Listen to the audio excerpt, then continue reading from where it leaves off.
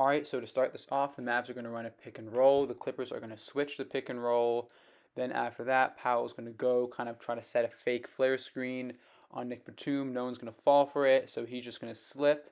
And as you can see, Ibaka is going to call out for him and Paul George to switch because that's a mismatch. And this is when the magic of the Mavericks offense starts to come into play. So to start, we have Dorian Finney-Smith in the strong side corner, guarded by Patrick Beverley. And in the NBA, they don't help off the strong side corner because that pass is too easy to make. So he's out of the play, and this is essentially a 4-on-4. Luke is going to beat his man off the dribble, so Nicholas Batum is going to want to stunt at the free throw line to deter his drive, and then recover to Tim Hardaway Jr. to prevent an open three.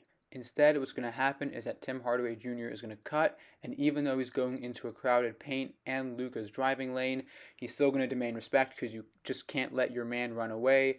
So now if we take a step back and look at the entire play, we know Patrick Beverley is out of it because his man's in the corner. We know that Nicholas Batum can't do anything because his man's cutting and he has to follow him.